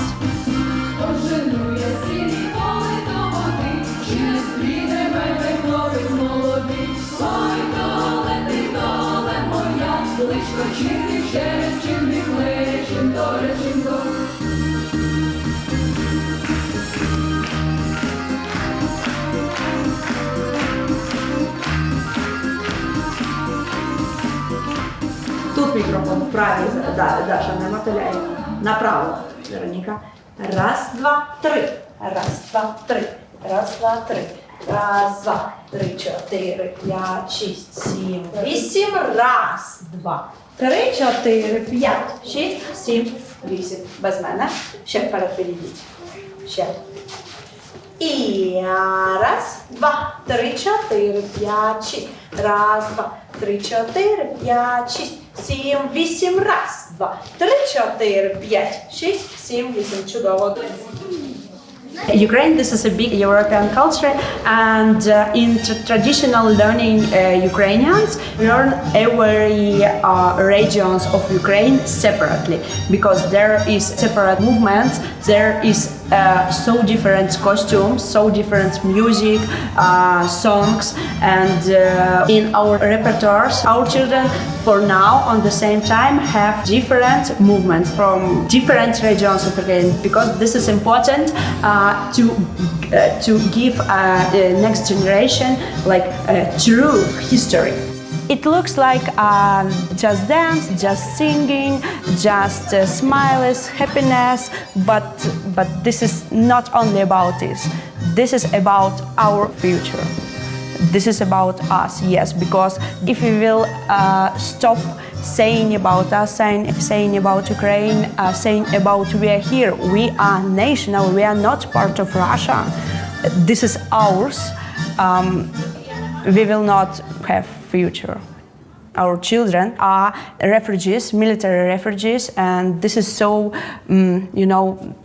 so difficult because Estonia has one border with Russia. Russia, unfortunately, has influence on Estonia, and if we cannot to do it, if we will not to do it, Russia, Russia will have influence at us, and Russia will destroy us. Not only our home, us. That's why we are here. We would like to keep using Ukrainian language, not Russian language, Estonian language also.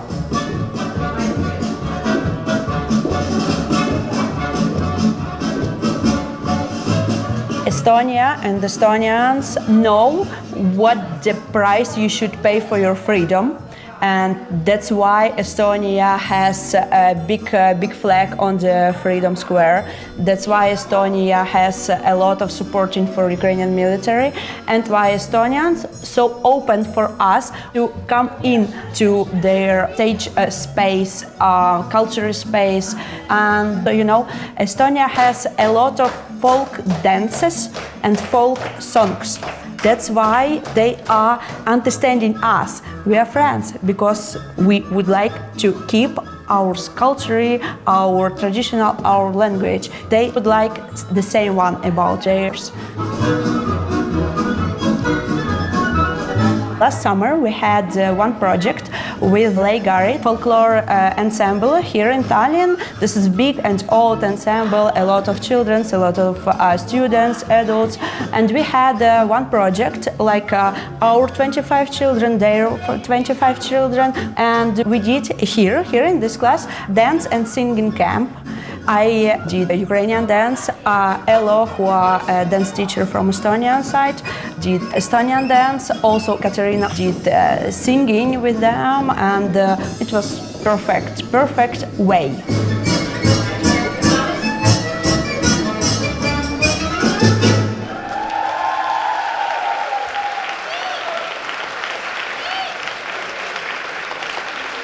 We're open for everyone, Ukrainians. If you are Estonian, if you, I don't know, Hungarian, you can join us. We are so open. We can speak English, Ukrainian, Estonian.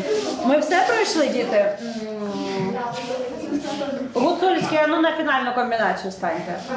I think my professional dance career finished when the war started because the war is changing my mind, and this life for me not about stage, not about dance for now, and I think it's will continue. But this is our responsibility. If I can't do it, why I shouldn't do it? Yes, I can and I should share our reality from the stage. The motivation is the war isn't stop. We should do everything what we can. If I can teach our children, our students Ukrainian dance, and they will be living their life with this knowledge, that's good, that's correct, that's what I should do. This is our responsibility to say about Ukraine, to teach our people, not only our children, just the children have the parents have friends.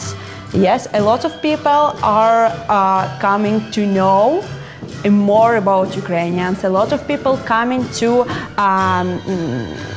change their mind, maybe. I hope.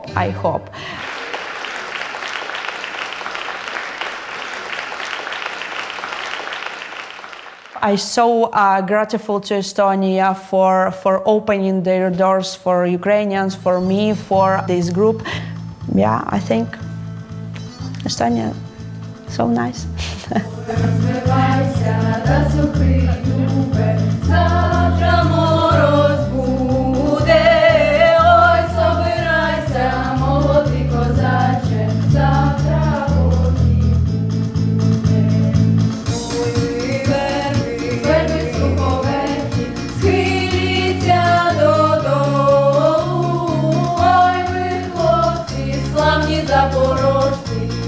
Український ансамбль пісні і танці «Воля» запрошує вас взяти участь у нашому ансамблі, приєднуватися, розвивати, популяризувати українську культуру разом з нами.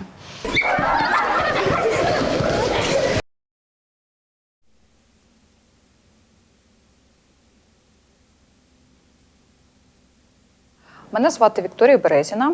Я родом із Херсона. Живу та працюю в Тарту вже 2 роки. Я художниця, арт-куратор, графічний дизайнер, організатор творчих заходів, таких як виставки, фестивалі. З одного боку, моє мистецтво можна розділити на дві частини. Я займаюся і сучасним мистецтвом.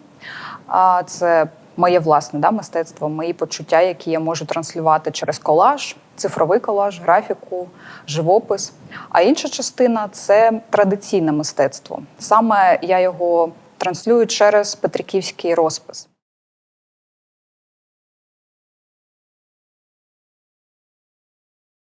Я приїздила в Естонію в січні 22-го року. Це було за місяць до початку повномасштабного вторгнення. Ми приїздили сюди з делегацією творчих підприємців. Це був такий спільний проєкт між Херсоном і Тарту. Тобто творчі підприємці приїздили сюди, щоб дізнатися, як тут працюють креативні індустрії. Ми відвідали безліч арт-просторів, галерей. І однією з галерей, яку ми відвідали, саме була ця галерея Хакі Галері, в якій ми зараз знаходимося. І я познайомилась тут з її власником Раулем Орешкіним.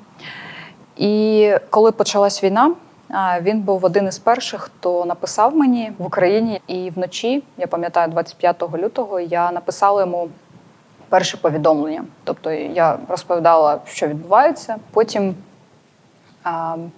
він у мене запитав, а чи може він ці листи публікувати в себе в соціальних мережах. Це було дуже так небезпечно, можна сказати, тому що якщо в тебе була проукраїнська позиція, тебе могли знайти і забрати на підвал, і там творилися з людьми дуже погані речі. А тут я освітлюю події, розповідаю про те, як я до цього ставлюся, але я відчувала, що це і мені було потрібно, тому що я писала, і це була така моя особиста психотерапія. І потім на основі цього, коли я приїхала, мені запропонували надрукувати мою книгу за ці 7 місяців моєї окупації. І до того моменту, як я приїхала, ми її зробили, цю книгу, яка має назву «Міну Херсон». І там всередині скріни, тобто я сканувала свій щоденник війни, я його назвала «Чорна книга». Там зазвичай люди публікують фотографії зі свого міста, радісні моменти. А там мій такий щоденник війни. Були тяжкі моменти під час окупації, і я робила дуже швидкі скетчі. Тобто, але якщо їх побачите, вони дуже несуть для мене багато сенсів. І зараз я так інколи навіть боюсь його відкривати, дивитись, але не потрібно про це забувати. Це мій досвід, це те, що я пережила, це те, що переживають українці зараз. І він занотований там, в цій книзі. І це знайшло відгук у естонської аудиторії. Тобто вони читали, і потім, коли я приїхала, вони мені казали, що для них це було дуже важливо, тому що, з однієї сторони, коли ти слухаєш новини, це зовсім по-іншому ти сприймаєш. Вони наче повз тебе приходять, так? А зовсім інше, коли персонально до тебе людина звертається. Людина, яка знаходиться там, під час війни, під час окупації. Наче я ці листи надсилала персонально кожному.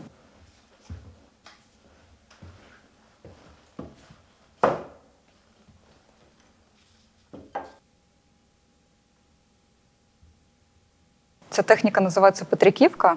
Традиційно ми прикрашали цим мистецтвом наші домівки, тобто наші побілені хати, ми малювали цей традиційний розпис. І я навчалась цій техніці в художній школі, ще коли мені було 15 років. І коли я приїхала до Естонії, Тартуська художня школа запропонувала мені провести тижневий курс для дітей змішаної групи, для естонців і українців. І на той момент я подумала, а що я можу дати такого, чого нема в Естонії. І я згадала, що ось я саме знаю цю техніку, трошки повторила елементи, і протягом тижня ми разом з студентами створювали наші картини.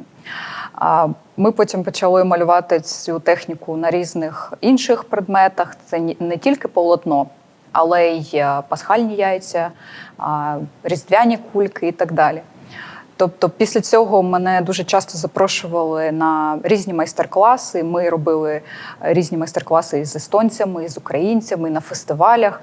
І такою фінальною кульмінацією цього проєкту стало те, що мене запросили до Руа Street Art Festival і запропонували зробити цілу автобусну зупинку в цій техніці. І для мене було це дуже класний досвід, тому що взагалі Петриківка, вона малюється на маленьких якихось полотнах, а тут в мене ціла зупинка. Було 5 днів, дуже такий крейзі графік, але дуже класний досвід, тому що я змогла показати таку частину України і залишити її в Естонії.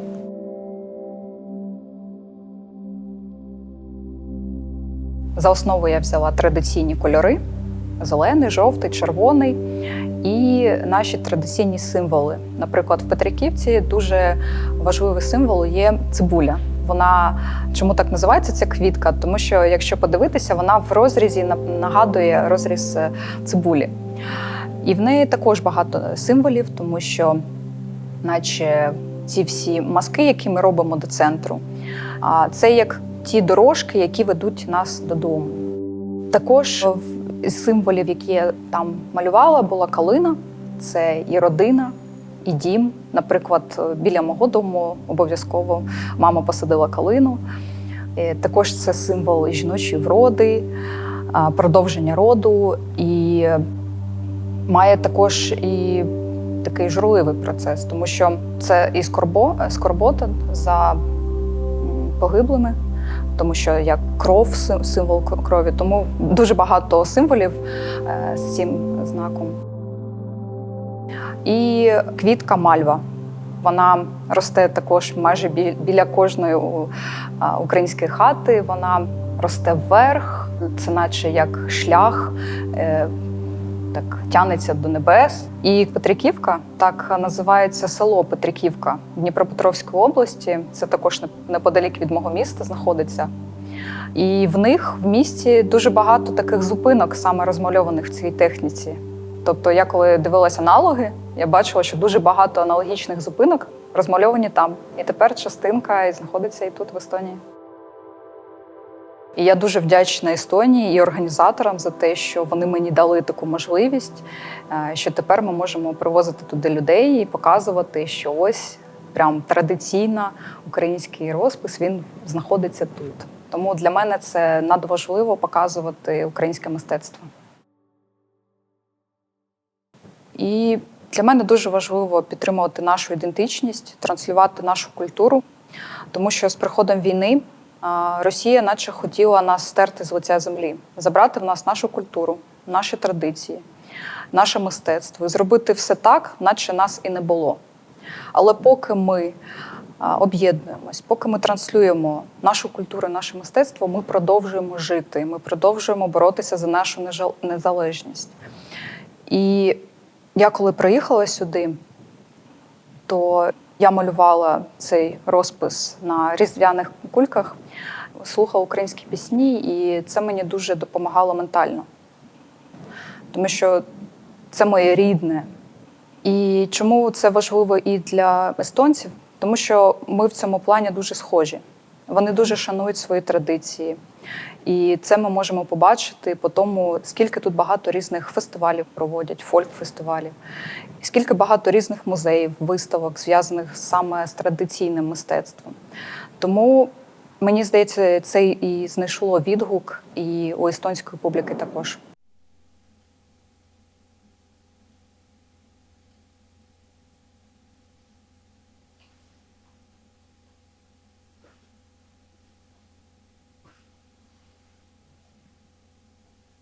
Мені запропонували зробити тут персональну виставку, і я почала думати над її концепцією. Тобто над створенням цієї виставки я працювала рік. Концепція в мене мінялася рази 3-4, тому що і мій емоційний стан він мінявся. І спочатку це було від такої деструктивної якоїсь реальності, коли я просто вставала зранку, дивилася на себе в дзеркало, не впізнавала себе, не впізнавала людей, моїх друзів. Тобто це була така повна деструкція внутрішнього стану. І я це транслювала на своїх полотнах. And I made a very big series with this destruction reality. This is some part from my past life. This is maybe some friends or some people that I know. But now I saw for this picture and I can't understand who is it. I know that it's my friend, but they now look another because my brain and my soul broken.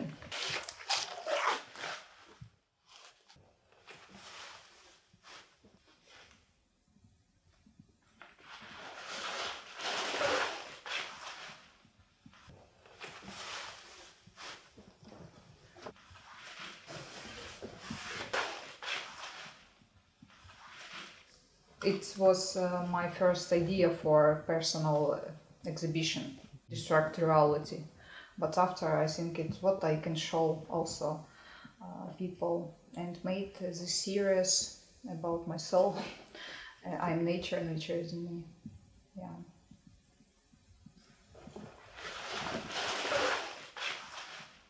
В мене була така велика порожнеча, і я цю порожнечу почала заповнювати тим, що мені подобається. Це природа.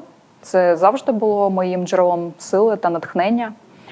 На жаль, зараз цю силу знищує російський окупант, руйнує наші міста, села, ліси, поля, заповідні зони. І водночас я тут їздила по Естонії і намагалася знайти ті місця, які дуже перекликаються з моїми спогадами про мою батьківщину. В цих роботах тут в основі взят образ дівчини. Це не тільки як образ дівчини, це як і про я, наше внутрішнє я, наше я конект з природою. Воно з'єднується з елементами природи, різні я беру. Також там можна побачити образи птахів, таких символів для мене. Це як і еміграція, і символ свободи. Там ви можете побачити також вікна, двері, будиночки. Це як портали. Тобто, як ти дивишся в це вікно, десь це вікно, можливо, трошки розбите. І це як такий мій конект з батьківщиною. І хотіла це показати через роботи. Да. І взагалі природа, вона має таку властивість після зими, вона пророджується, проростає, відновлюється. І хотілося показати цей посил, що і ми, українці, як би нам зараз тяжко не було, зимно, холодно, ми все одно прокинемось після довгої зими і будемо проростати як велична матір природа.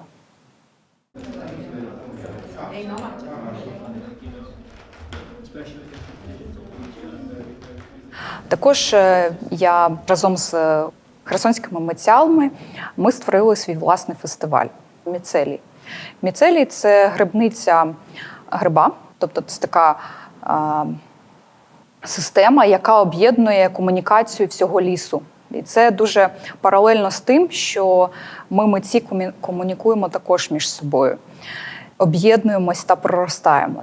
І він став трошки всеукраїнських. До нас приїздили митці із Києва, Нової Каховки, Харкова. І ось тепер в мене є велика мрія привести цей фестиваль і до Естонії, і об'єднати вже українських та естонських митців. Перші 2 роки для мене були дуже тяжко тут знаходитись. У мене була така певна адаптація. Я тільки себе трошки вільно, ментально почала відчувати останні місяці. І зараз я вже відчуваю, що я на тому етапі, коли я можу запропонувати цей фестиваль. І, наприклад, можливо, наступного або через рік ми зможемо це зробити. Можливо, навіть в цьому місці, тому що тут дуже багато моїх добрих знайомих, гарних друзів. Ось. І я думаю, в майбутньому все вийде.